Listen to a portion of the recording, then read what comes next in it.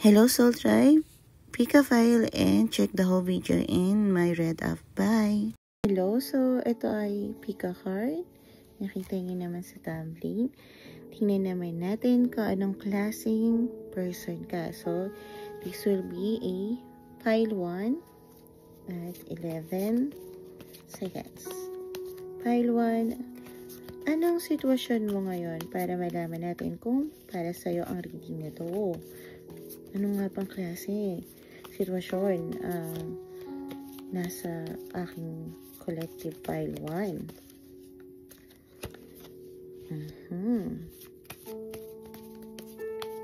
So, kung hindi ito para sa'yo, kung hindi ito ang sitwasyon mo, maaaring sa kakilala mo o kaya naman sa malapit na kakilala mo nga eh. Maaari naman na magiging sitwasyon mo din. Pero hindi pa sa ngayon or naging sitwasyon mo na. Kaya pwede mong ilipat sa ibang file para tingnan or pwede mo rin panoorin lahat.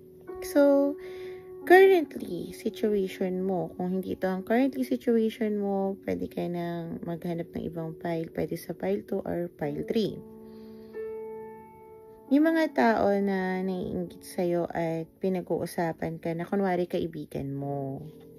Pero, ramdam mo naman na wala silang magagawa sa'yo dahil malakas ang pananalig mo sa Diyos o kung ano man ang pinaniniwalaan mo. Dahil ikaw ay protektado ni Archangel Michael. Kaya, kahit maraming tao inggit sa'yo at nagkukunwari sa paligid mo, hindi ka gumaganti at wala ka naman din pakialam sa kanila. Basta masaya ka lang at kung anong mga success na meron ka ngayon, mas doon ka nakatuon na palaguin. Okay? Kung gusto mo ng self-love, mas pinapalago mo yung self-love. Kaya hindi mo pinapakialaman kung ano ang sinasabi ng iba. Tingnan naman natin kung anong klaseng tao ka. So, yep. Short reading lang din naman to.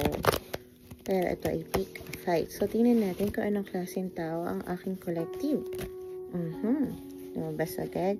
Give me another 2 cards kung anong klaseng tao ang aking collective.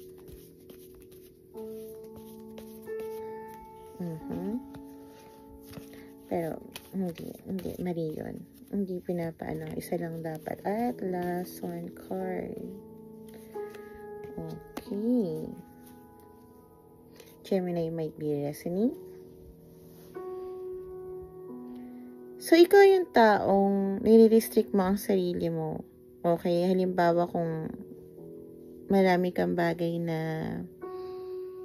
parang pa sasabihin na napundar or naipon. Parang iniisip mo na napanood mo ba yung pelikula ng isang bida rin sa Crazy Rich Asian na babae na meron siyang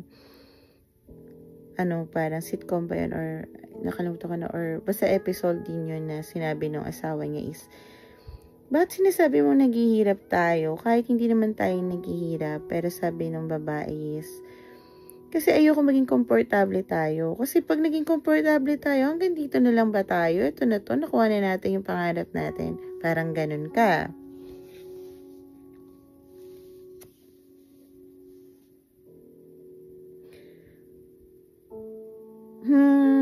Mahilig ka rin mag-force ng mga bagay na sabihin natin hindi dapat para sa'yo, okay?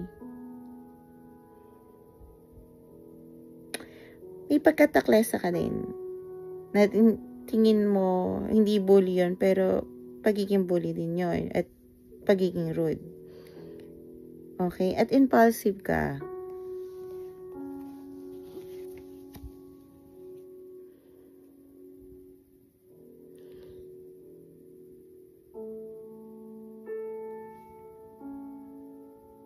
Takot ka sa mga bagay na halimbawa kung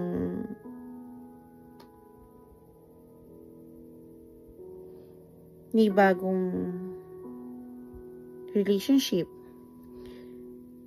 mas gusto mong patawarin yung taong niloko ka kaysa magkaroon ng bagong relationship kasi inisip mo parang mas worse yun. Kung hindi relationship, parang ayoko umalis sa trabaho na to kasi gusto ko to. Kaysa naman mag-apply ako sa iba, kahit may malaking sahod doon, baka mas worse doon. Kumbaga, ayaw mo ng repeating patterns. Pero, kung magre-repeat patterns ka man, kasi tingin mo pag lumipat ka doon, repeat patterns lang din. Halimbawa, kung lumipat ka ng trabaho, magkaroon ka ng bagong relasyon, syempre maluloko pa rin yan. May mga klase pa rin na tao, parang ganon. So, mag-i-stay ka na lang dito. Ayaw mo nun, pero, mas okay na sa'yo may repeat patterns sa alam mo ng paano yung galawan ba? Okay, so, ayaw mo mag-change. Nakadepend ka doon. Ay, do what works for you naman eh. So, nagkaroon ka na rin kasi ng bad financial management, kaya siguro ganun ka. At may mga bagay ka na dahil impulsive ka nga, hindi mo mga tinatapos yung mga dapat na sinimulan mo. Yun.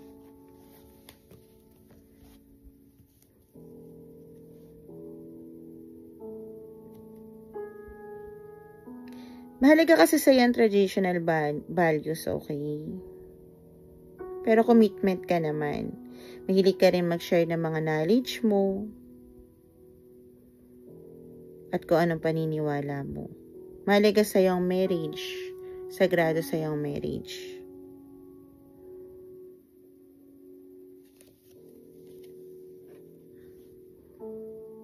Independent ka naman sa kumbaga sa ibang tao na kailangan ng tulong mo. Ikaw yung kailangan ng tulong about sa pera, ikaw yung madalas na hinihiraman ng pamilya mo. Pero hindi ka nagpapahiram sa lahat. Ang tingin ko nagpapahiram ka sa mga taong pamilya mo, sobrang close na sa'yo. Success ka naman sa mga pinapasok mo. May financial security ka naman.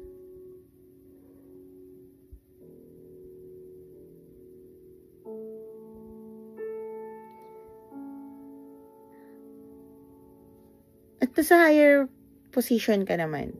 Halimbawa, sa trabaho. Okay? Yun yung pakiramdam ko din.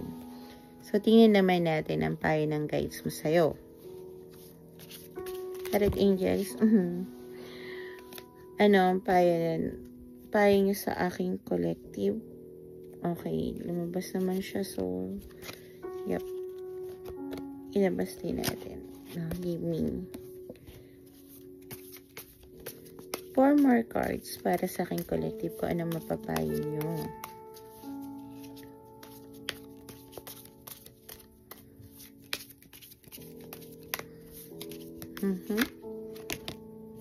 Thank you so much. Taurus might be resonating. 2 last card. And 1 last card. Thank you so much, Tarot Angels.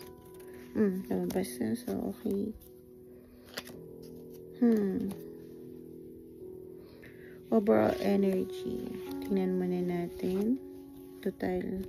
Mahabang naman ito eh.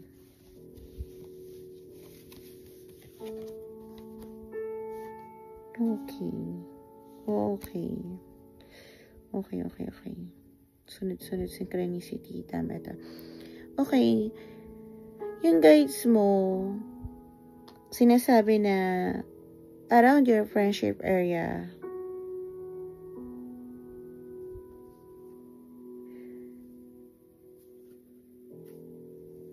parang doon ka makakatakbo ng happiness, okay? Parang may kaibigan ka na once na naging, kasi andito yung table.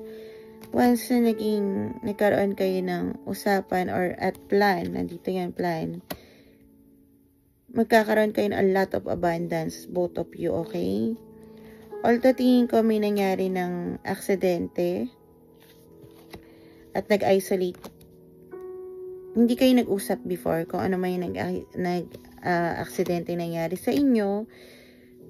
Hindi ako ganito mag-reading kaya nagulat din ako eh. At magkalayo kayo ng lugar. Okay? Either way, kung ano man yung nangyari sa inyo kaya nag-isolate kayo pareho,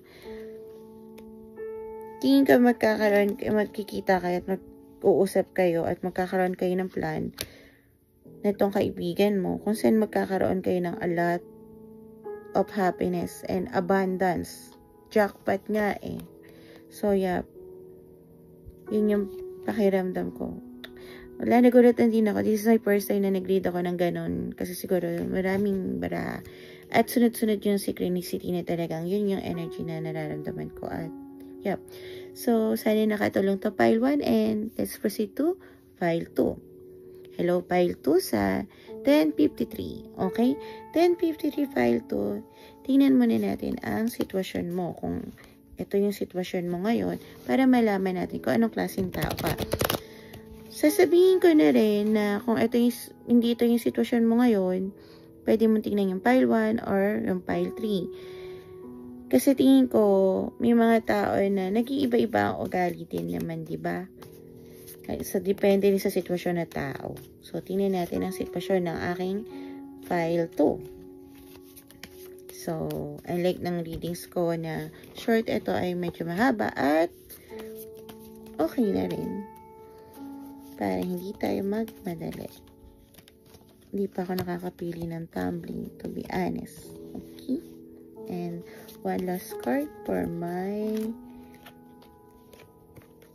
dalawa yun.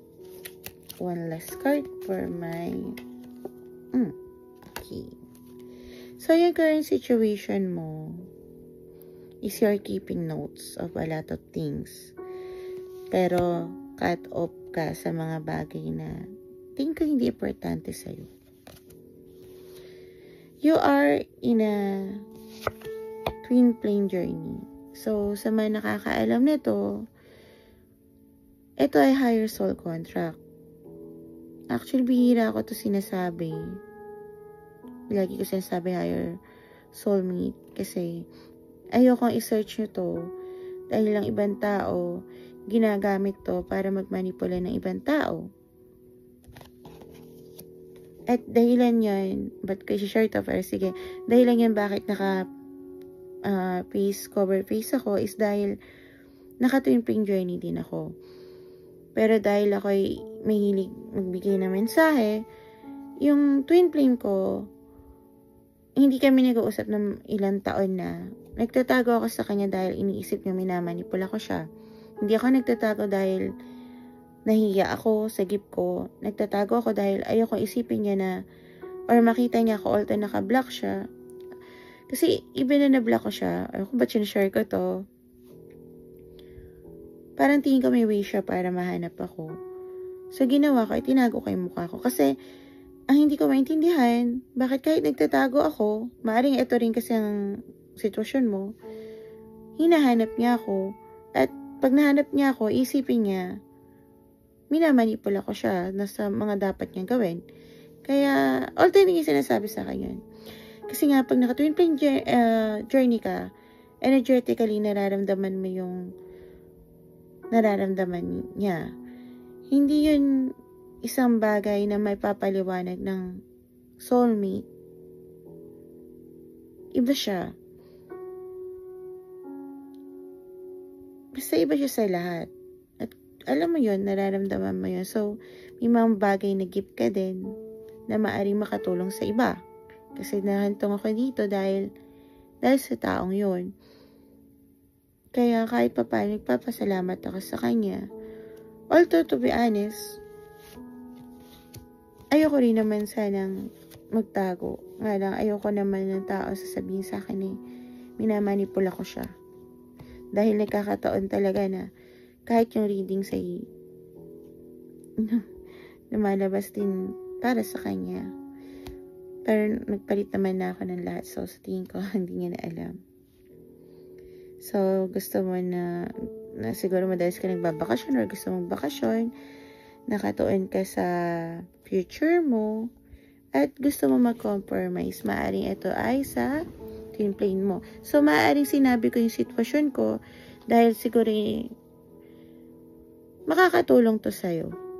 Yun yung parang tingin ko na maisip mo baka hindi ka naman talaga tinatakbuhan ng twin flame mo o lumalayo dahil sa nangyari sa inyo, kundi dahil para sa'yo din. Okay? So, tingnan naman natin kung anong klaseng tao ka para kung yun ang ano mo ha, sitwasyon mo. Kung hindi, maaari ka namang maghanap ng file 1 or file 3. Kasi wag natin ipilit ang hindi natin sitwasyon. Para hindi tayo magkagulo. Alam mo yung kahit yung problema na hindi naman dapat natin problemahin. Pwede tayong tumulong kung yung problema natin is tapos na bago tayo tumulong. Ewan ko ba't sinasabi ko to sa'yo. So, yep. Okay. So, pengi pa niya. 4 cards. Aking tarot angel. So, talagang nakasol. Ano ka? Twin flame ka. And, yep. Please give me another 2 cards for my collective ko. Anong klaseng tao siya? Libra, Taurus, Aquarius. Might be resonate.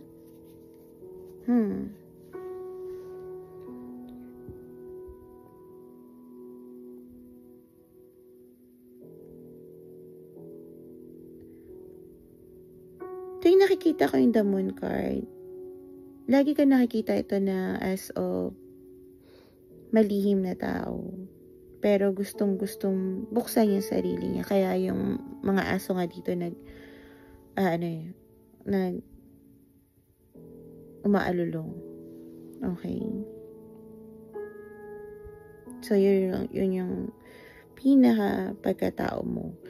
At tingin ko sa labas, parang lagi kang okay lang sa'yo. Yung parang, sige, gawin ko yan. Okay. Pero deep inside, parang naiinis ka na kasi parang siguro, alam ko naman kaya nilang gawin. Ba't ba pinapagawa pa sa akin? Parang ganon. Pero, ewan mo, ba't ganong klaseng tao ka rin? Malakas yung intuition mo. Kasi nga, nasa twin flame journey ka. So, yeah, always follow intuition. Ano ba yung intuition? Baka tinatanong mo sa akin. Kasi ako din nagtanong din before, lalo na sa twin flame journey ako. Well, yung intuition po is yung pakiramdam mo. Hindi yung pakiramdam na tawag dito na sasaya ako ngayon, pero ano ba yung pakiramdam mo rin bukas? Kasi oo ako dito, ano magiging pakiramdam mo bukas? Hindi yung ngayon lang. Pag ginawa ko to, okay, makakatulong ako, good naman sa akin. Pero anong pakiramdam nun? Parang ganito. Kung hiram ako ng pera, magkakapera ako, pero mahirapan naman ako susunod na mga buwan. Ganun. So, huwag ka namang hiram. O, alam mo na. Ewan ko. parang close lang tayo, no? Pero yep, parang close lang naman talaga ako ng lahat ng tao.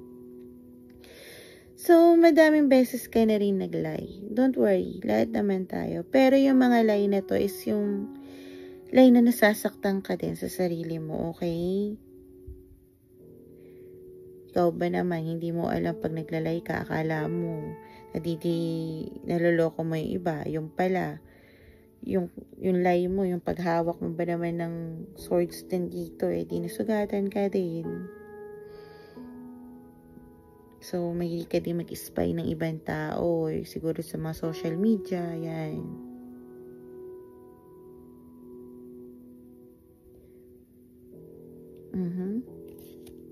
Madami ka din kaaway na nagkukunwaring kaibigan mo. So, mahilig ka rin na hindi gumawa ng desisyon sa buhay mo. Wala lang, parang decision ba ako? Hindi. Ang ganon. Kasi hindi mo alam kung alin. Magiging loyal ba ako dito? Magiging loyal ba ako dyan? So, kumbaga sa ninja, double ninja ka.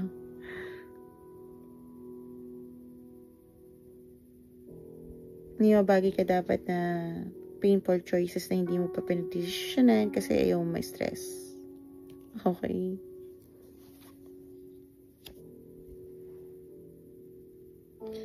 So, gusto mo kalma lang. At pagka hindi kumalma yung isang sitwasyon, lumalayo ka na at tumatakbo ka na.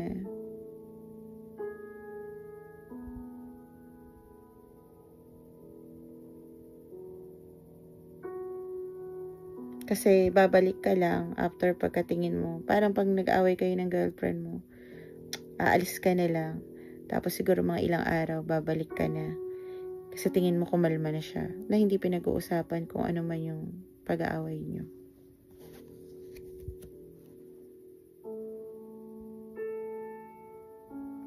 Pero optimistic ka naman. At confident ka naman sa sarili mo. Sa panlabas, tingin ko.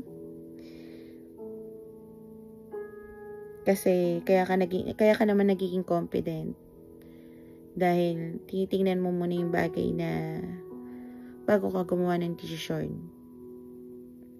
Kaya nawawala yung takot mo. At proud ka sa ano man narating mo, which dapat naman. Tingin ko bandang huli, mawawala yung takot mo at magiging honest ka din. Pipiliin mo yung gusto mo. Dahil nakita mo na ako sino yung mga taong hindi dapat mo makasama. Hindi ko alam ba't nasabi ko yun. Nagre-ring pa rin sa akin yung isang reading. Okay? So, tingnan naman natin ang payo ng guides mo sa'yo. Aking collective pile 2. Ano po ang may papayo niyo sa akin? Pile 2 pa sa'yo siya na sakit talaga sa paapi. Ayun, nasa higaan lang ni. Ba't ako mag-open sa pile 2? Close ba tayo? Okay. And, yeah. Ramdam ko nga na masculine energy tong pile 2. Uy, at least may nanonood na masculine energy. Don't you know? Pile 2 din ang madalas kong piliin. But I'm not in a masculine energy. Nga ba? So, ngayon, masculine pa rin pala. Solo pa rin pala. King. Pisces might resonate. So, sabi ng guides, mataas ang intuition mo ngayon. So, lahat ng mga natutunan mo,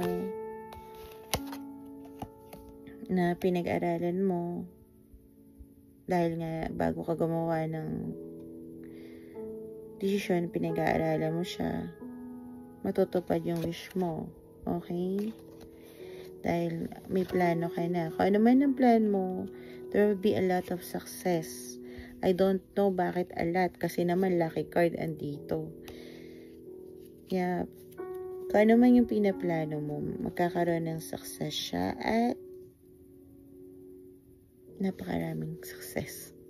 Okay, so pile 2, thank you so much for tapping ng energy mo and bye. So, yan. Let's move on to pile 3.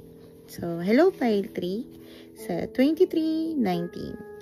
Pile 3, tingnan muna natin ang sitwasyon mo. Okay, tingnan natin ang sitwasyon mo para malaman mo kung ito ang pile na para sa'yo. Para kung hindi, lipat ka ng pile 1 at pile 2. Kung hindi ito ang current situation mo,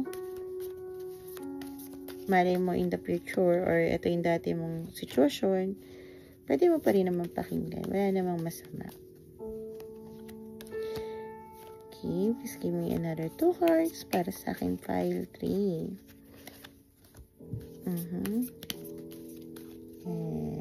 And this, yan.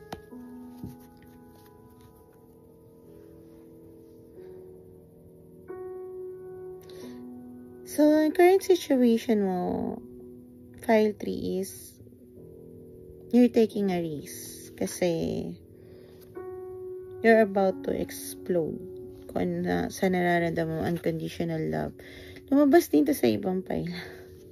Okay? You're keeping notes sa taong magnetic ka na hinihila ka papunta sa direction na to. At everything is coming out to light. Okay? So, kung ito yung sitwasyon mo, tingnan naman natin kung anong klaseng tao ka.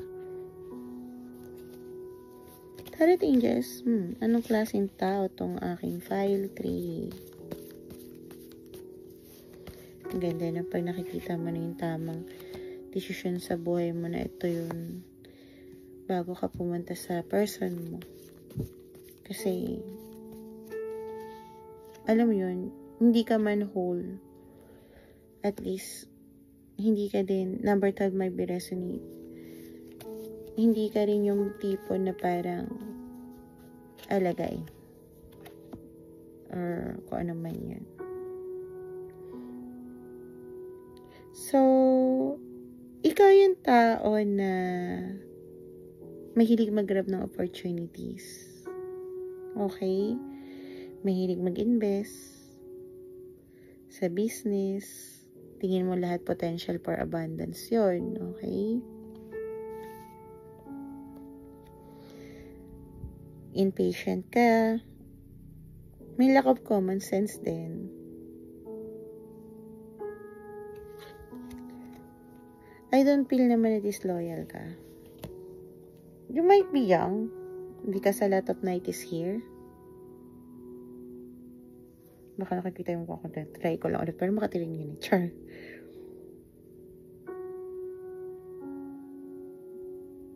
So, may mga bagay ka rin na nagkaroon ka ng disadvantage, okay? At pagkatalo sa buhay.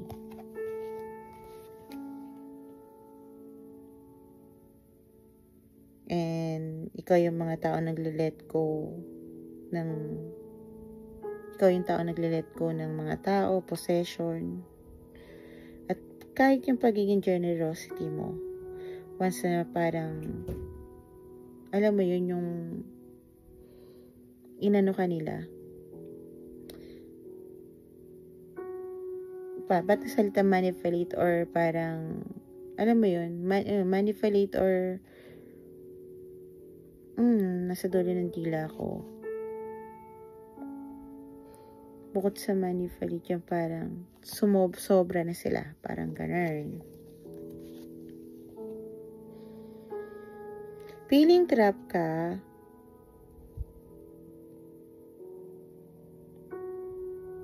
Pero, nagle-let go ka. At handang magsakripisyo.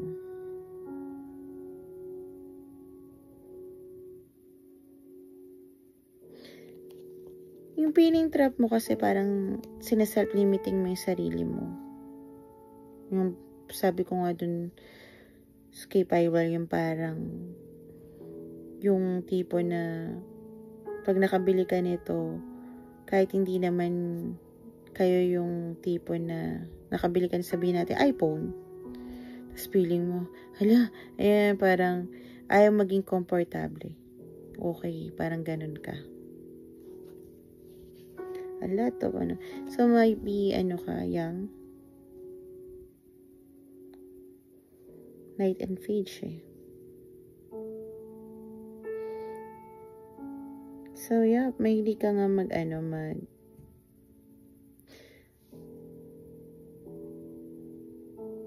mag-start, mag-invest, lalo na about sa business. Okay? Lahat tingin mo potential pagkakakitaan. Just like me din. Yep.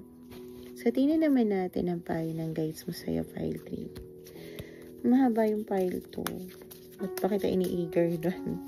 Ano po ang payo natin sa ating file 3 ng guides nila? Please, Tarot Angels, gamitin niyo po ako para bigyan ng mensahe ang aking file 3.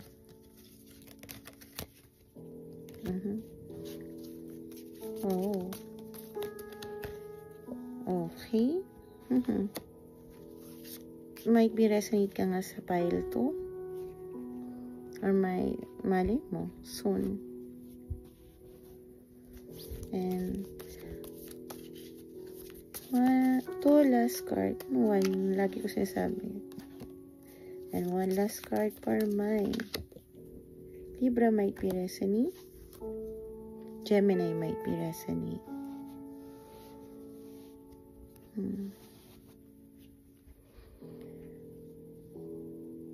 Okay. So, yung taong na-realize mo or kung ano man yung na-realize mo sa taong to na kaya ka na pull towards this person, is because nagmi-mirror din kayo ng energy. Ito ay bigay ng guides mo sa'yo. Yung taong yun. Bigay yan ng guides mo sa'yo, gift nila. Yung lahat ng kinikip, journal mo, kinikip notes mo, ay makakatulong para sa wish mo na matupad dahil ito ay fated na mangyayari. At kailangan mo magbigay ng balance. Okay? So, sana nakatulong to collective. You might be resonate nga sa pile 2. Okay? Parang tingin ko, ito yung, hindi ko alam kung ano yung continuation dito. Pero, yep. So, matutupad naman. Kaya, kung ano man yung fated na mangyari, tingin ko, yun yung magsama kayo.